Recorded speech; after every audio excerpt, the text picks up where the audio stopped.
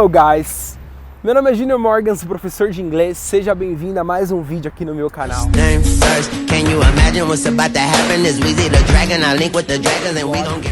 E hoje eu quero ensinar inglês para vocês, falar sobre algumas coisas importantes. Primeira coisa que eu queria falar para vocês é que assim, o intuito do meu canal é de fato ajudar pessoas que querem se tornar fluentes em inglês de forma rápida e objetiva. Eu morei nos Estados Unidos durante 5 anos.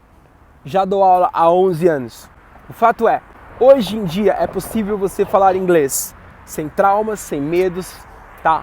E eu tô aqui pra te ajudar. Vamos lá. Hoje eu vou falar sobre alguns tópicos importantes, vou ensinar algumas coisas legais pra vocês. Então fica de olho nesse vídeo até o final.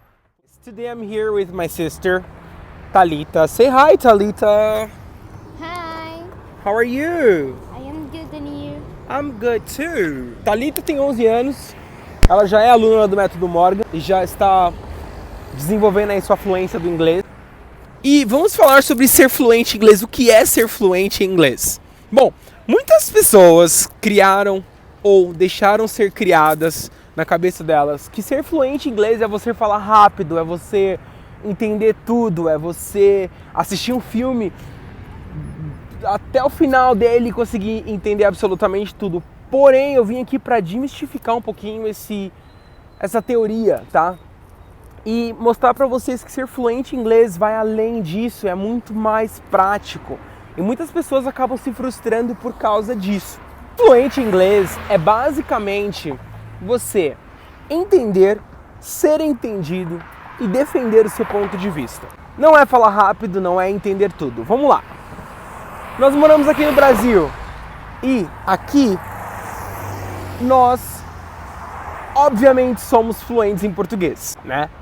Porém, se hoje eu chegar em você e falar assim, você sabe o que significa a palavra notívago? Thalita, você conhece o que é notívago? Ela falou que não. Possivelmente você que está assistindo também não sabe o que é ser notívago. Então, se você não sabe o que é notívago em português, você não é fluente em português. Teacher, mas eu sou fluente em português, eu falo português desde quando eu nasci e sou fluente.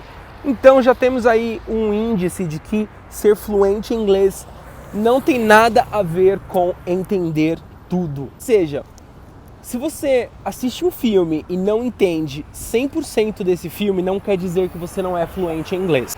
Outro ponto é com relação a falar rápido, tá? Eu, em português, eu falo relativamente mediano, não falo tão rápido, não falo tão devagar. Quando você começa a falar inglês, possivelmente a mesma velocidade que você fala sua língua mãe, você vai falar inglês, tá? Então não quer dizer que se você falar rápido, você vai ser fluente em inglês.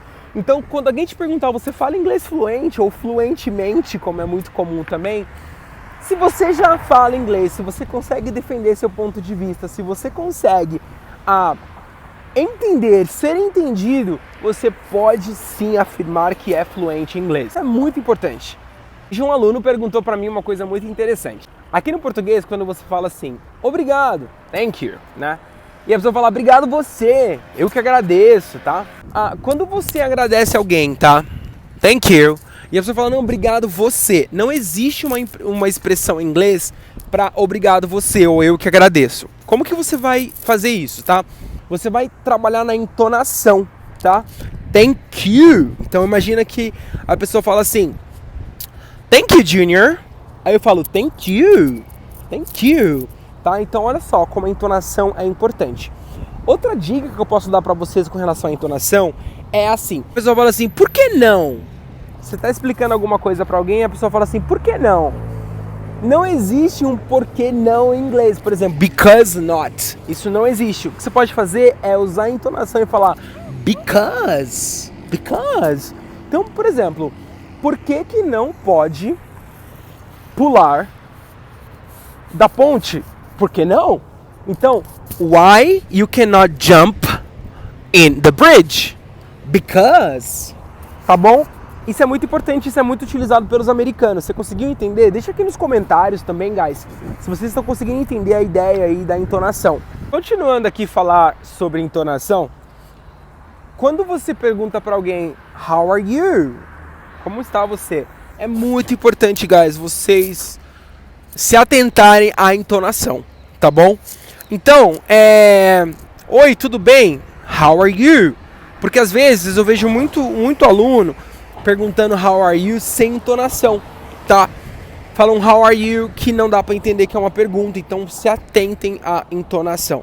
Eu vou finalizar esse vlog explicando pra vocês algo muito importante também. Por exemplo, andar de bicicleta, andar de avião. É muito comum os alunos colocarem assim, walk bike, walk airplane. Porque andar em inglês é walk, caminhar, tá? Estou caminhando, I am walking. Porém, isso é literalmente uma tradução do português para o inglês, tá? Se você falar para o americano walk bike, ele vai imaginar que você está andando em cima de uma bicicleta ou caminhando em cima de uma bicicleta, o que não está acontecendo.